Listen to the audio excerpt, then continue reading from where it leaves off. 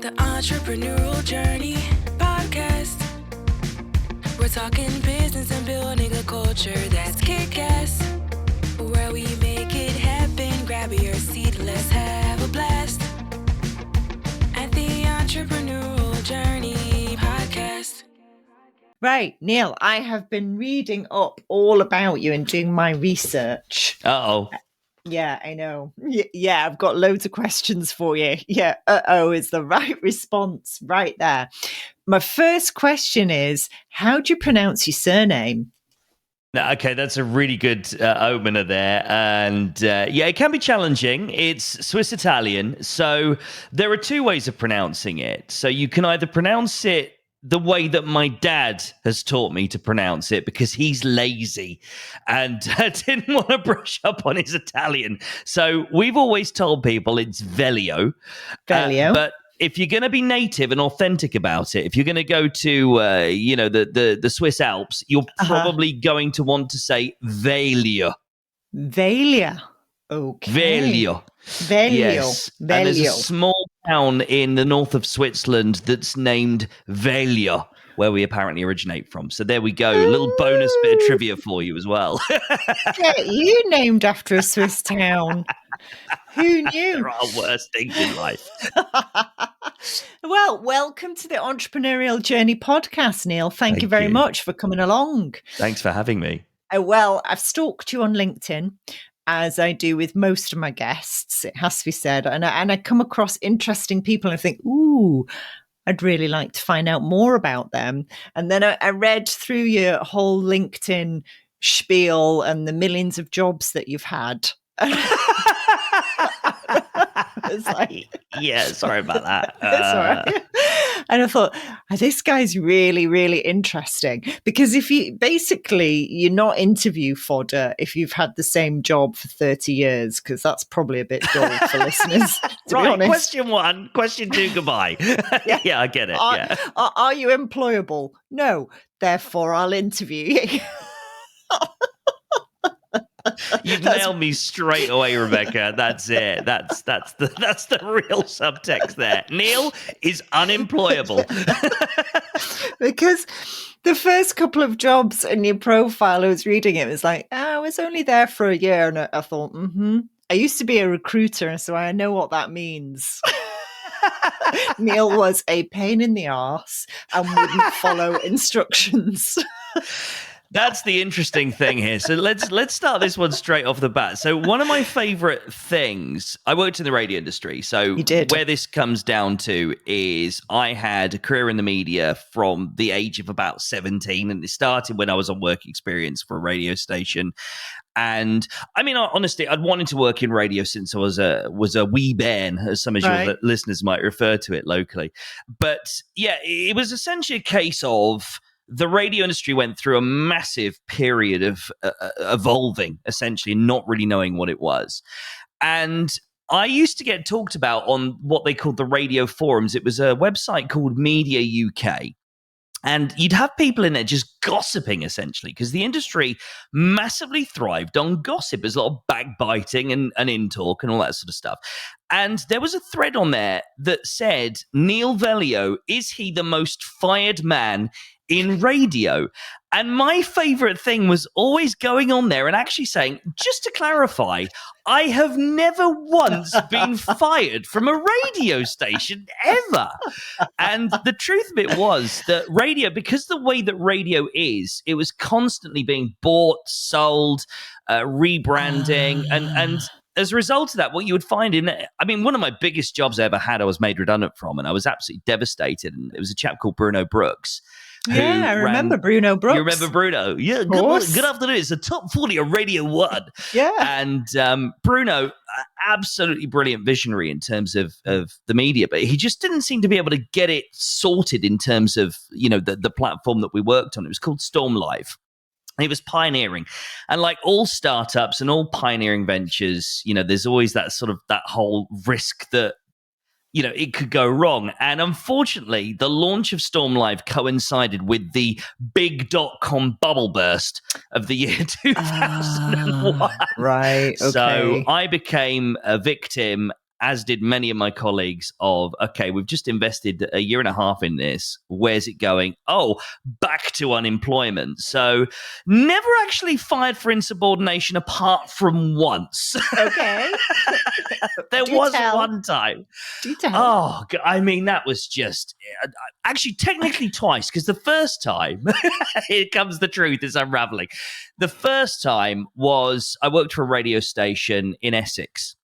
And to say that it was a bit weird in terms of the setup, the chief executive was married to the managing director, and there were all kind of weird things going on with their private life. I won't go into too much detail. Just let's just be honest about it and say that they enjoyed regular annual holidays to hedonism in Jamaica. And if you know what happens at hedonism in Jamaica, you'll probably put two and two together and figure out what kind of toxic working environment that was. Well, it's Jeffrey Epstein all over again, isn't it? It's horrendous. Jesus Christ. Yes, it wasn't the best environment to work in, not most professional. So that was a case of, I got to the point where I actually managed myself out of the company because they wouldn't fire me. So I had to do whatever I could to try and get myself out, which was invariably just making it quite clear, I no longer want to work here. Please get rid of me. Yeah. It took me a while. Or invite me to Jamaica. Either way. It'd make a great bonus. Yeah, Christmas bonus. So there was that one. And then I think the second time I worked, again, a very similarly toxic environment at a radio station in Reading. And they were all up to no good. That's all I'll say. Right. So, I got sort of managed out there as well. But other than that, it was all redundancies. It wasn't that bad a point, Rebecca, honestly. Okay. All right. No, not as bad. I first got sacked when I worked for a Swiss. There's the Swiss connection. A Swiss bakery in a posh part of South Manchester, run by a woman who used to commute to Switzerland to get her hair cut. Okay, that's how far up her own backside she was. Wow. And I was busy slicing the vanilla slices out the back. And she just told me off about something. I can't remember. It was probably eating the custard for the vanilla slices because it's my favourite thing. Gotta be done. She overheard me call her a silly cow. And I got fired on the spot. I was like, oops. But what a way to go. Blaze of glory. Anyway, so you credit yourself, and I love this, as the inventor of the podcast in the UK. Yeah, I mean, it's total marketing garnish, isn't it? Let's be honest about it. Though. Technically, it's true. So, really, really long story shortened down, because it would be boring if you don't get the geekiness, the technicalities of podcasting. So, podcasting is based on a syndication platform called RSS, and nowadays, everything's so much easier. You get a hosting account and you upload your audio to it, and they literally take care of the rest. They create an RSS feed for you. Then all you've got to do is manually upload that RSS feed to a couple of apps: Apple Podcasts, Spotify, Google Podcasts, and one or two others. The rest of them, they're pretty much all done from Apple Podcasts then. So it's much easier than it was. But back in the day, you had to literally create an RSS feed yourself, which meant you had to sort of learn how to code to a certain extent. I'm not a coder. I had to literally read, blog posts and things and sort of do a lot of research into how you do this. But before this was even a thing, before, the whole encoding audio to an RSS feed was a thing, in the year 2001, I had the idea of uploading my radio show to the internet because, I was based in the UK. I did the 2 till 6 p.m. drive show. Biggest show on the station, honestly. We had celebrity jocks. We had a chap called Joe Absalom that was known for his role in EastEnders. He played Matthew Rose in EastEnders, the son of Martin Kemp's character. So he had the biggest storyline in soap history for a good 3 months. So like the papers were talking about him because obviously he took revenge on his father in the show. So huge star rising. And he came to work at this radio station, and he was like our big high profile name that was going to launch this radio station again, Storm Live with Bruno Brooks. And actually, what Bruno figured out was all this money he was spending on these celebrities. Actually, the people listening to Storm Live, they didn't really care about celebrities. They wanted personalities, and we had a global audience. And our biggest audience was actually America. And I was thinking, well, yeah, absolutely. It was because it was all new. Because, back then, I mean, we had Sky Digital Radio, which was starting to sort of pick up a bit of pace. Back then, you had maybe 20 channels on Sky. Now it's something like 300 channels. Way too many. DAB wasn't really a thing back then. It was all done through satellite. So, long story short, I was figuring out that probably 70% of my potential audience wasn't able to hear me because I was essentially their breakfast show. And so it was a case of, well, okay, how can I get these people that are obviously my target audience, how can I get them hearing my show when essentially I'm coming off air as they're starting to listen to the radio in their offices or at work or wherever? And so I uploaded my entire show from, that afternoon. I'd put it on the website. And this lasted for, I think, 2 weeks before it crashed the entire radio station website. And I got a phone call from Bruno in the middle of the night saying, Neal, you're no longer to upload your show. But it got me into that sort of that mindset of, right, okay, this, because I was looking at the figures. I was looking at the download figures from my website page that I had my presenter profile on. And we were getting more downloads of the show online than were listening on the streams on, the main website radio player. Back in 2001. Back in 2001. That's so amazing. Yeah. So I thought there's something in this. And that's when I started to look into it and had the idea of, well, uploading audio to the internet, that's a good idea, isn't it? Because then anybody in the world can listen. And so for me, Adam Curry, the actual attributed inventor of the podcast, would argue with this. But obviously. I think, of course he would. It's marketing garnish. That for me is indicative of, well, I basically invented podcasting in the UK. Oh, well done. Congratulations. And I thank you for it because I am obsessed with podcasts. Brilliant. And that's why when I spoke to you the other week, and by the way, to all the listeners out there, Neal has been so incredibly helpful to professionalize my podcast, which has been run on very amateur lines for about a year and a half, nearly 2 years. But I'm now upping my game because I just find them so inspirational. And I listen to everything from Danny Robbins's Uncanny. He's currently running a series called The Witch Farm, the most haunted house in the UK with the most exorcisms. Fabulous. Wow. All the way through to, really sciencey, geeky stuff. I like a lot about neuroscience and I just love the variety. Who do you listen to and where do you get your inspiration from? I like my music taste, honestly. I listen to anything and everything. One of my all-time favorite podcasts is a show called WTF from a guy called Mark Maron. Now, Mark Maron is a stand-up comedian in America, but he might argue that he was the inventor of the podcast because he was kind of the first mainstream podcast before, when Serial wasn't even a vision in someone's head. Yeah, he was doing WTF. He's probably most famous for having interviewed Obama while Obama was president. Yeah. Wow. Which was obviously a massive deal because back then, people didn't go on podcasts. It's like, what's a podcast? Yeah. So he was essentially the first podcast that got legitimized by the president. The leader of the free world went on his show and talked, very, very candidly about life as president and his family and, what being president meant and all that sort of stuff. I remember, because I'm a big avid follower of Mark's anyway on social media. And I remember seeing pictures that he was uploading to Instagram and all the social media of the private security guys coming in and sweeping his house and saying, you've got to get out of your house for the next 3 hours. It's not your house now. It's the president's HQ. He's like, oh man, okay, I'll go get a coffee then. But it's just like things like that, because what he's doing is he's obviously got access to some pretty big names who will say things on his show that they wouldn't necessarily say to the press because they know they're going to get misquoted, and Mark's very above board.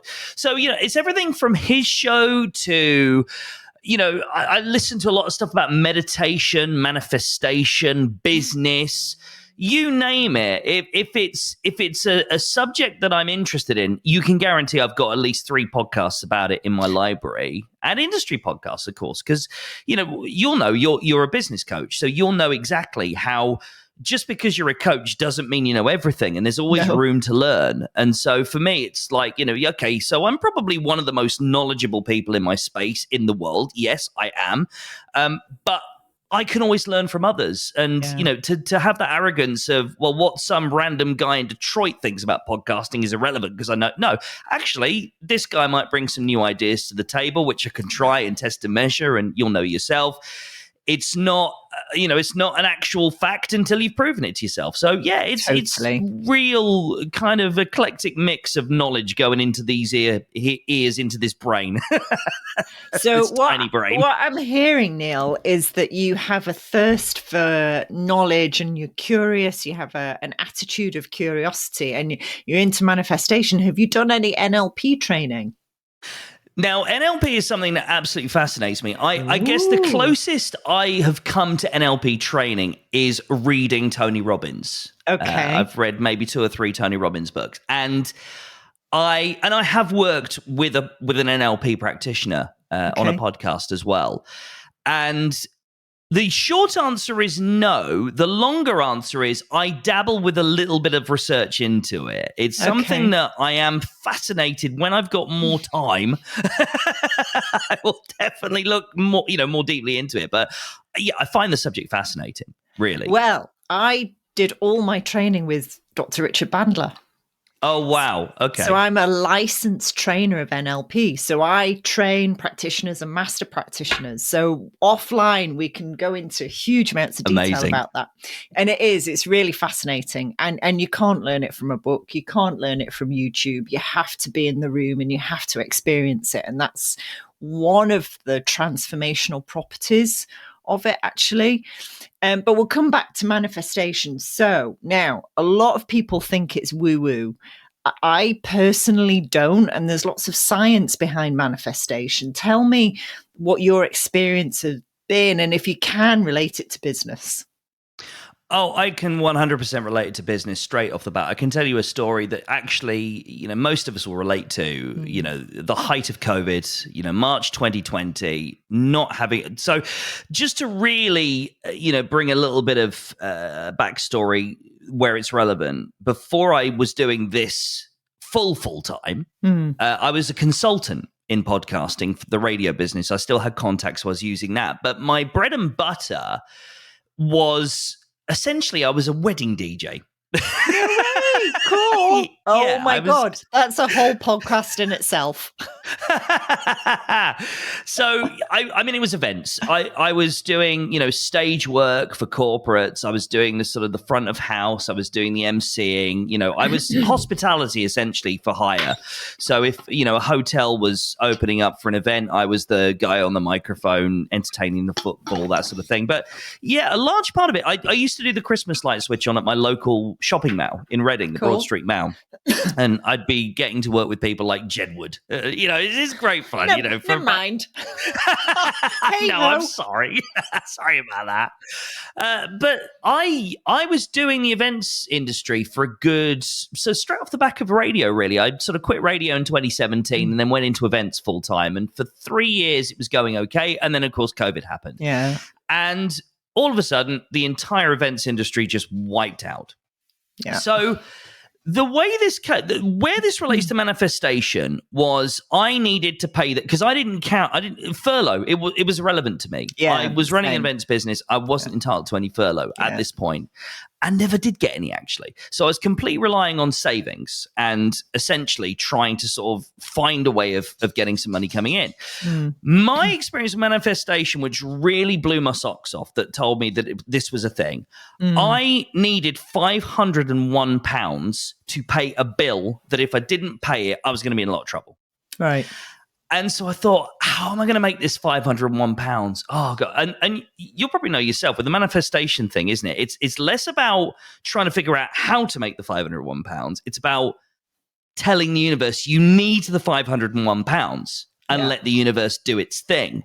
Absolutely. And once I'd finally let go, I'd sort of lost the will to live. I was in the back garden and just, as we all were in March of 2020, Totally. Get some rays and reading. I had my head banging against my desk whilst my husband was in the back garden. Yeah. Bless. It was literally a case of in the back garden. I was like, I'm going to do a little bit of meditation. And some point in this meditation, it just literally said, let go. Stop trying to control. So I thought, okay, well, let's give it a go with the manifestation thing then. I'm not going to manifest business coming in. I'm not going to manifest how I'm going to make this happen. I'm just going to manifest, I need this £501 today. What happens next week, we'll cross that bridge when we get to it. Yeah. Lo and behold, right, you are not going to believe this. You might, because you believe in manifestation, but your listener might not do. I looked at my Gmail inbox the next day. I kid you not, no word of a lie, some random thing I'd applied for maybe 3 years before, some music grant that I'd applied for. And it said, you've been accepted for an emergency COVID-19 recovery grant to get you through the next, the hospitality industry done. This is for you to invest however you need, whether you need to pay bills or you want to do training or whatever. £501.27. Yes. I mean, how? How do you explain that? Nobody's been able to explain that to me. And to this day, I thought, well, they're going to come back to me once we're out of this. They're going to come back to me and they're going to ask for the money back. And I was absolutely fully prepared to pay it back. But I reached out to them and I said, look, okay, really appreciated the time. £501.27 saved me in COVID. What do I need to do now? Is there paperwork I've got to fill in? And we're like, oh, it's £501. It was a gift. It was a gift to you because you needed it. You were in the industry. Wow. Wow. That's amazing. Insane.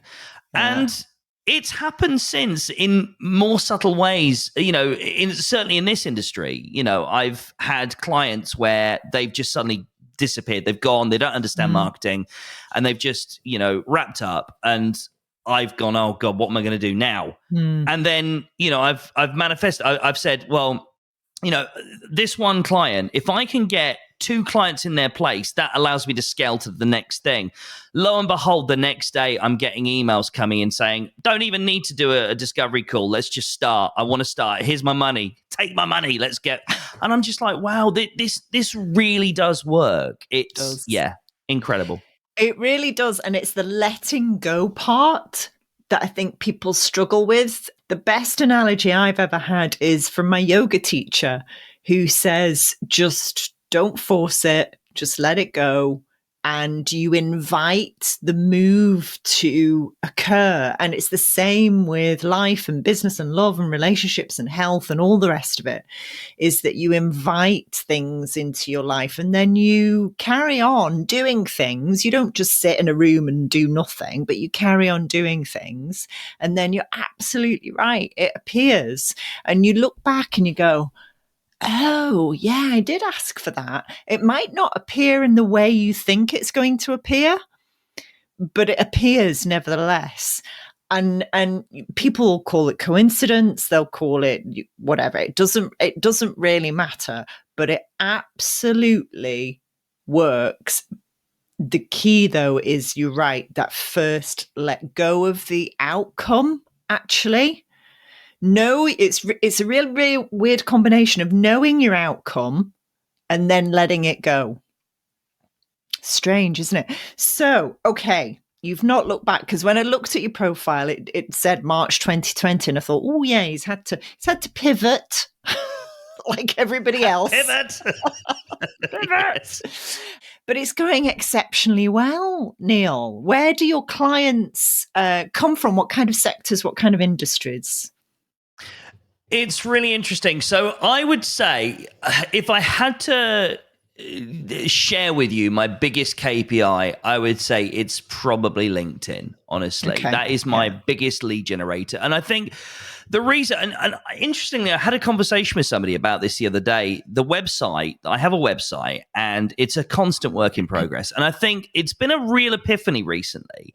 The one place where I am absolutely myself is LinkedIn. Right. The website is very much kind of telling the customer or the client what they want to hear. Yeah, it has been, because a website is usually a place of fact, isn't it? It's a place of sharing the insight, but sort of being real with people. And so what I'm actually doing now, I'm in the process, actually, funnily enough, as we speak, of taking a little bit of what I do on LinkedIn and putting it on the website, because I think what people want to hear is actually some reality, some truth. Yeah. They don't want to be told what they think they want to know. They want to be told, actually, you talking about Anchor not being a great, a great platform to use for your podcast. You talking about the Blue Yeti microphone, not being the best choice of a microphone. You talking about investing money in gurus that are going to charge you $1,000 to get you into the top 50. That's not going to help your podcast or your business in any way, shape, or form. And I think that's what I'm trying to do now, is I'm trying to sort of take what works on LinkedIn, where people are seeing what I'm saying. They're seeing me disagreeing with other practitioners, not in a nasty way, because I'd never, ever try and destroy someone else's business. That's not the way I work. In fact, when people come to me and I can't work with them, I'll always recommend my competitors, because for me, it's a case of, well, if I can't work with them for whatever reason, that doesn't mean that someone else should be, and it's all about them at the end of the day. If I can get them a solution, that means working with my competitor, that's fine. And I think that's why my LinkedIn works, because I'm being really blooming honest with people and saying, it's not about the money. I really genuinely, come on, we've got to pay the bills. Food's got to be on the table. Yeah. But anything on top of that, I want people to succeed with their podcasts in their own way. And if that means working with me or working with somebody else, I really don't care, as long as you get the result. And I think that resonates with people. And I think that's why on LinkedIn, I tend to get a lot more people coming to me with a bit more trust, because they see what I'm posting on LinkedIn, and they see that I'm basically committing career suicide on there, but, honestly, every sort of couple of weeks. You know what I mean? I nearly posted something today, and I had to delete it because I thought, this is a career-ending post, so I had to delete it. Now I need to know what it was. I can't tell you. Anyway, so... Those are my favorite types of posts, to be honest. I know, it was like, plus I'd already posted today and was like, no, don't post twice in one day, and don't make the second one a career-ending post. Go away and make yourself a cup of tea. I'd have posted 3 times, and 2 of them would have been career-ending. Otherwise, where's the fun? Oh dear, no, it was too political. It was a political one of those. Potato. Yes. It's a hot potato. My favorite. Like, ooh. Anyway, so I digress. Okay, so I came to you because there are other podcast services available, as the BBC would like to say. But I came to you because you were just normal and you were human. Plus, you connected with Joe Watson, the amazing copywriter, who is also normal and human. And I think that, and I've said this before on this podcast, the one upside of COVID was that it made LinkedIn a more human place to be. And it stopped being stuffy and corporate and, quite frankly, a bit dull, to be honest. Unusable, I would say. Absolutely. Yeah. But there are people who complain. There are people who say, this shouldn't be on LinkedIn and you're not allowed to be human. And do you know what do you say to, I know what I say to that, but what do you say to that, Neal? I say that the people that say this isn't Facebook, don't post any personal stuff, they don't understand business, frankly. They don't understand marketing. They don't understand branding. They don't understand in general. These are the people that will be first to complain that they're not getting leads, they're not generating business. People will go to their competitors, and the reason being because they're like we talked about, let go. They don't let go. They present.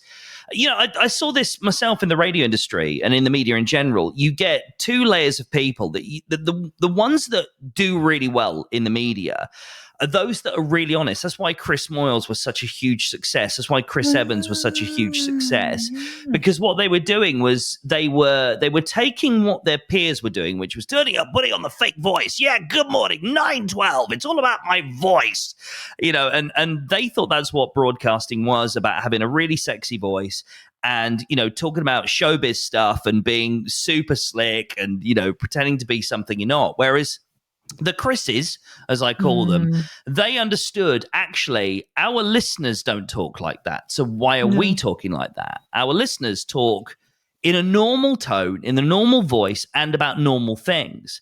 And when they understood that and they started being silly and doing silly things and saying silly stuff, audiences lapped it up. And I think that's what you have to remember as a business owner or anybody that's working, representing your brand on social media or anywhere for that matter. Just let go, be silly, be fun.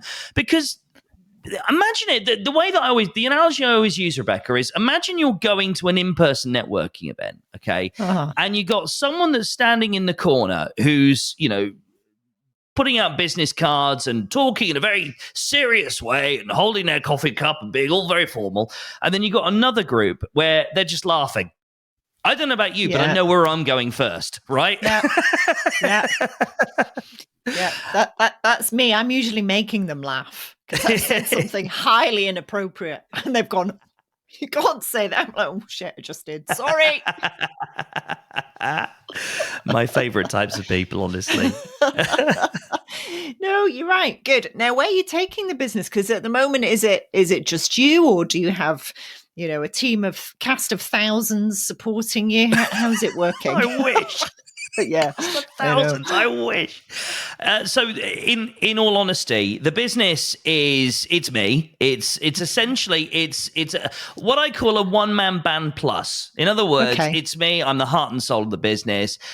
Ironically, talking about letting go, one of my biggest barriers has been letting go. I am very much a perfectionist. It's my own downfall, but I do outsource. I have people that work for me, and in terms of the editing side of things, in terms of some of the marketing stuff, the transcriptions, all that sort of stuff, all the things that really I don't make a difference to.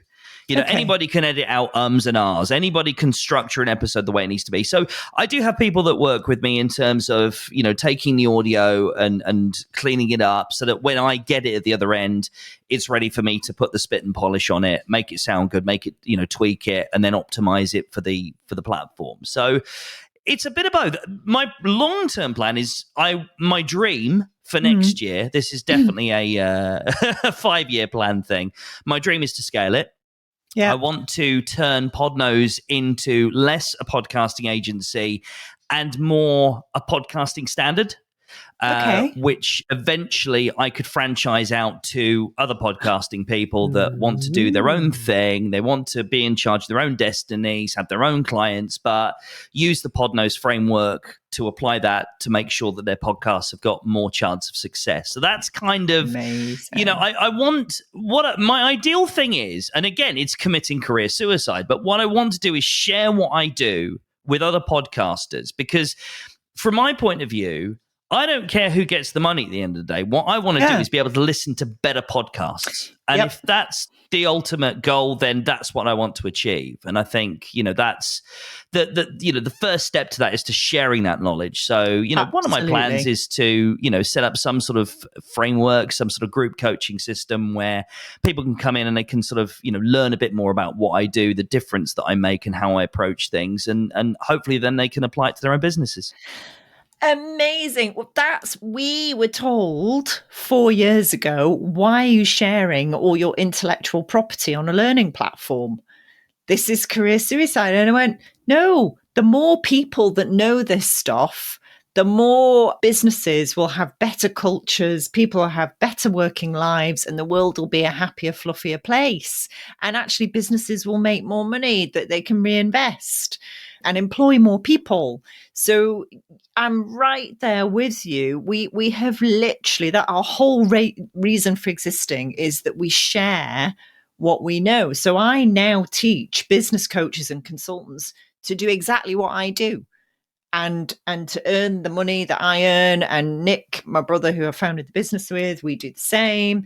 And it actually is the way of the world now. You can't hold on to things anymore. Sharing is caring. But you're right. I think that's a brilliant idea. Absolutely Well, my fantastic. take on it, Rebecca, honestly, is that, you can hold on to things. You can put things behind a paywall. And I've seen it, and I've seen my competitors doing it. And I think the problem is people seem to think that things like YouTube don't exist. Yeah, I know. It's like you might get a lesser quality version of my information if you look it up on YouTube, but you'll get it. My value add is not in telling you the basics. My value add is telling you how you make sure that the basics work. And I think that's the big difference maker is ring fencing your ideas and your knowledge. It's, yes, you can make maybe 99p. Per person from putting that sort of thing behind a paywall. But in terms of your credibility, for a start, in terms of you're paying it forward, like we talked about manifestation, how the universe works. I mean, what better way to get the universe to take notice of you and give you all those nice things that we all talk about we can't have, but to share what you've got with the world, no catches, no caveats, just doing it. And the way these things work is, anybody, I mean, I know you told me, you had somebody that wanted you on as a guest and then they realized that you did exactly the same thing as them and they were like, oh no, hoarding my information and keeping you away. It's absolutely the wrong thing to do because, if you've got two business coaches, you and somebody else, you can, you're guaranteed 99% of the people that listen to their podcast will only work with him. But there's going to be a 1% of his podcast that like him, but don't want to work with him. So that's where you then come in. And this is what people don't get is don't hide anything from anybody because people are smart and they'll find out anyway. They certainly will. Right. Last question, Neal. If your business had a personality or character, how would you describe it? Or who would it be? Oh, that's a thinker. Nice. Okay. So is this someone that's existing, real, living? Could be anything. Could be anything. Could be dead, historical, fictional, whatever. I would say if my business took human form, it would most likely be Kenny Everett.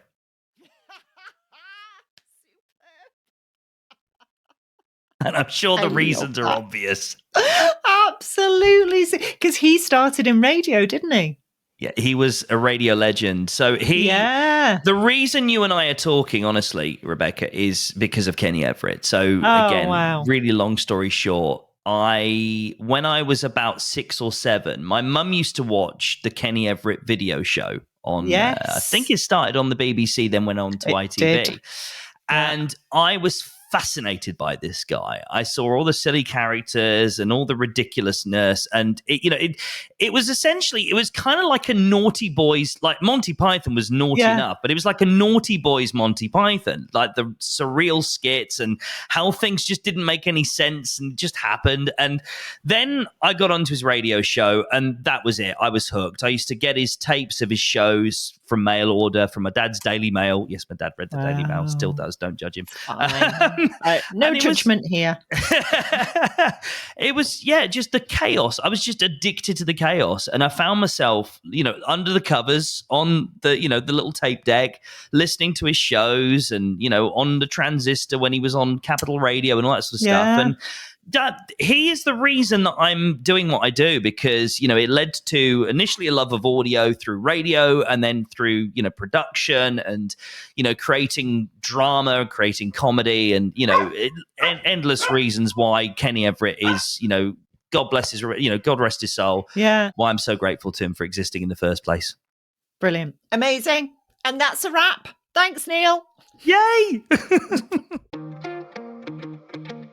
The Entrepreneurial Journey Podcast. We're talking business and building a culture that's kick-ass. Where we make it happen, grab your